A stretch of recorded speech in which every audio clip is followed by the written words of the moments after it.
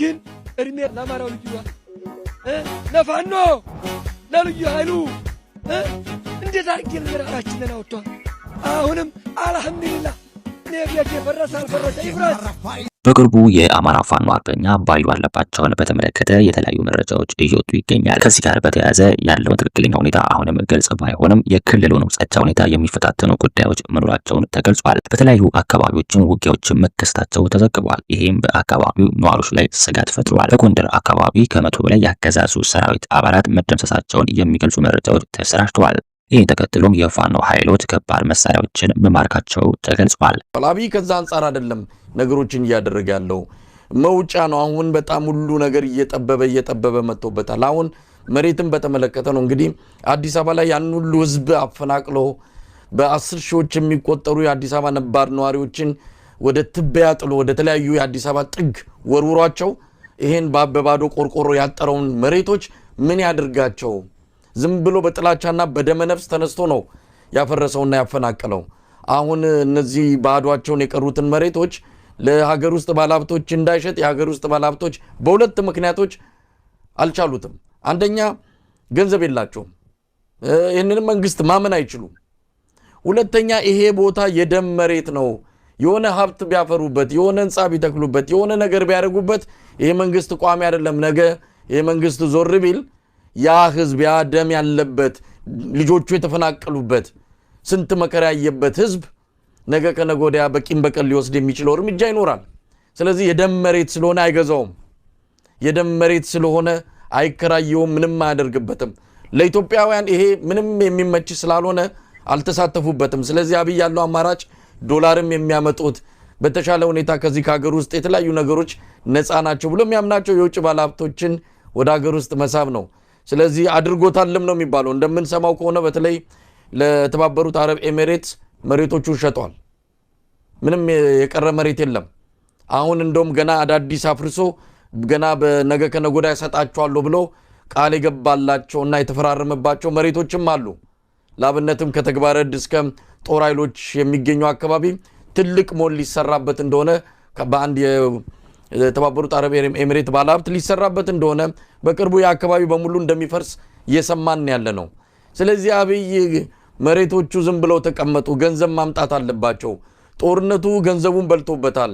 ይሄ ብልጭልጭ ፕሮጀክቶቹም ብዙ ገንዘብ ፈሶባቸዋል። ስለዚህ አሁን ካዝናው ባዶ ነው።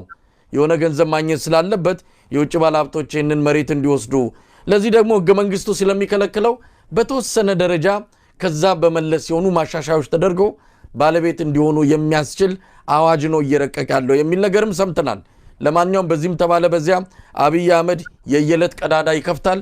ያችን ቀዳዳ ለመድፈን ትልቅ ቀዳዳ ደግሞ ለነገ የሚያኖር በጣም አጭር ራዕይ ያለው አጭር ምልከታ ያለው ገዢ መሆኑን ነው የተረዳነውና ከዚህም አንፃር የተመለከቱ ሰዎች እንዳሉ ነው የታዘብኩት። ገለታው በጎጃም በተለያዩ ግንባሮችን ውጊያ እየተካሄደ መሆኑን መረጃዎች ያሳያሉ።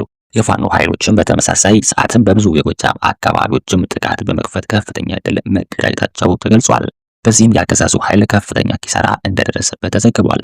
አርበኛ ባዩ አለባቸው በአማራ ክልል በተለይም በፋኖ እንቅስቃሴ ውስጥም ትልቅ ሚና የነበረባቸው ተዋጊ ሰው ናቸው። ፋኖ የአማራን ሕዝብ ለመጠበቅ የተቋቋመ እንደሆነ የሚነገርለትና በተለያዩ ግጭቶች ውስጥም ሲሳተፍ የነበረ ታጣቂ ቡድን ነው። አርበኛ ባዩ በፋኖ ውስጥም ከፍተኛ አመራር እንደነበራቸው ይነገራል። ነገር ግን ትክክለኛ የኃላፊነት ቦታቸው በግልጽ አልተረጋገጠም።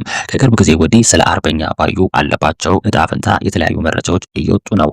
አንዳንዶች በውጊያ እንደተገደሉ ሲገልጹ፣ ሌሎች ደግሞ በህይወት እንዳሉ ይናገራሉ። እነዚህ ተቃራኒ መረጃዎች በህዝቡ መካከል ግራ መጋባትን ከመፍጠራቸው በላይ ስለ ክልሉ ጸጥታ ሁኔታ ስጋት እንዲያደርባቸው ማድረጉም ተነግሯል። የአርበኛ ባዩ አለባቸው ጉዳይ በአማራ ክልል ውስጥም ያለውን የተወሳሰበ የጸጥታ ሁኔታ የሚያሳይ ነው። ይህ ጉዳይ በክልል ውስጥም ሰላምና መረጋጋትን ለማምጣት ሁሉን አቀፍ የሆነ አካሄድ አስፈላጊ መሆኑን ያሳስባል።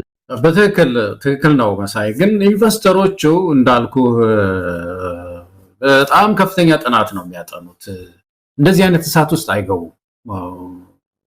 በተለይ መሬትን በተመለከተ። ምክንያቱም ፋንዳሜንታል የሆነ የኮንስቲቱሽን ኢሹ ስላለው ነገ የሚቀማቸው እኮ ምንም የፕሮፐርቲ ራት አልተከበረም በኢትዮጵያ ውስጥ። ቅድም ያለው የንብረት መብት ማለት ነው በአማርኛ አይደለምና የንብረት መብት ያልተከበረባት ምድር ናት። ነገ በህገ መንግስቱ ምክንያት እኮ ሊቀሙ ይችላሉ። አንዱ እሱ ነው። ሁለተኛ ዋስትና ሊሰጣቸው አይችልም። መንግስት ገዢ ስለሆነ ዋስትና መንግስት ነው። ከመንግስት ሌላ የሚነጋገሩበት አካል የለም። በተለይ ደግሞ አረቦቹ እኛ የተባበሩት አረብ ኤሚሬት ስለ ህዝቡ ምንም አይነት ደንታ እንደሌላቸው ምንም ህዝቡ እንደማያመጣ አቅም እንደሌለው በዛ ደረጃ ነው የሚነገራቸውም የሚያውቁትም። ስለዚህ መንግስት ፈላጭ ቆራጭ በሆነበት መንግስት ዋስትና ከሰጣቸው ለምን አሜን ብለው አይገቡም?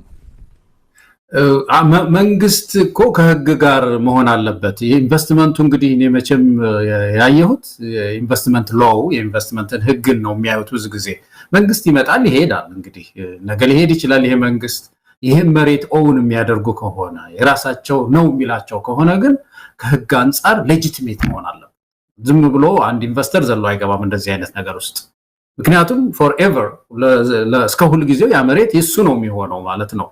እና ዝም ብሎ አብይ በሰጠው ብጣቂ ወረቀት አይገባም። ኮንስቲቲዩሽኑ ያልከው እኮ ነው። ህገ መንግስቱ መሬት የብሔር ነው የሚለው።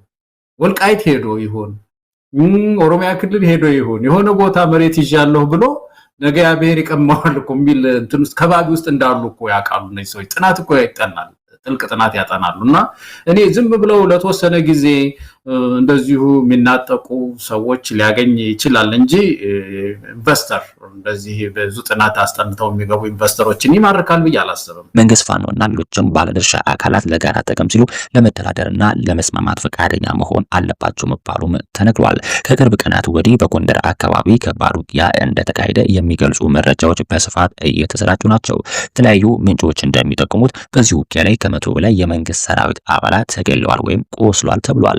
ከዚህ በተጨማሪ የፋኖ ኃይሎችም ከባድ መሳሪያዎችን መማረካቸውን አንዳንድ ዘገባዎች እያመላከቱ ይገኛል። የአማራ ፋኖን በገንዘብና በሞራል እየደገፉ ያሉት ግለሰቦች በቅርቡ በአንዳንድ የፋኖ አመራሮች አካሄድ ላይ ቅሬታቸውን ገልጸዋል። ስማቸውን እንዲጠቀስ ያልፈለጉ የትግሉ ደጋፊዎች አንድነት ከሁሉም ነገር በላይ ነው ብለዋል። አክለውም እኔ ብቻ ልምራ የሚል አመለካከት ትግሉን ወደኋላ እየጎተተው ነው ሲሉ ተናግረዋል። መሪዎች ለህዝባቸውና ለዓላማቸው ቅድሚያ መስጠት አለባቸው ሲሉም አሳስበዋል። በተጨማሪም የትግሉ ደጋፊዎች የፋኖ መሪዎች በመጀመሪያ ጊዜ ወስደው የሀሳብ አንድነትን መፍጠር ሲገባቸው በጥርፊያ በመንቀሳቀሳቸው ትግሉ አላስፈላጊ አቅጣጫ እንዲይዝ እንዳደረጉትም ይገልጻሉ። የርዕዮተ ዓለምና የአስተሳሰብ ልዩነት ሳይኖር እኔ ካልመራው በሚል የተሳሳተ አካሄድ ትግሉ እንዲዘገይና አደገኛ ሁኔታ ውስጥም እንዲገባ አድርገውታል ሲሉም ወቅሰዋል። አሁን ላይ ያለው አካሄድ የአባቶችን የአርበኝነት ፈለግ ያልተከተለና የህዝቡን መከራ ያላገናዘበ ነው ብለዋል። በመጨረሻም እየተካሄደ ያለው ውይይት ፍሬያማ እንዲሆንና መሪዎችም ለአንድ ዓላማ በቅንነት ሊሰሩ እንደሚገባም ከወዲሁ አሳስበዋል። በተለይም በጎንደር ጎቤ ክፍለ ጦር ደጀን ብርጌድ፣ ታች አርማጭሆ ወረዳና ዋሽቁም ብርጌድ እንዲሁም በጠገዴ ወረዳዎችም ፋኖች ያደረጓቸው ጀብዶች የሚደነቁ ናቸው። ባደረጉትም ጥቃት 72 የብልጽግና ሰራዊት አባላትን ከመድረክ አውርደዋል። ከ22 በላይ ማቁሰላቸው ተነግሯል።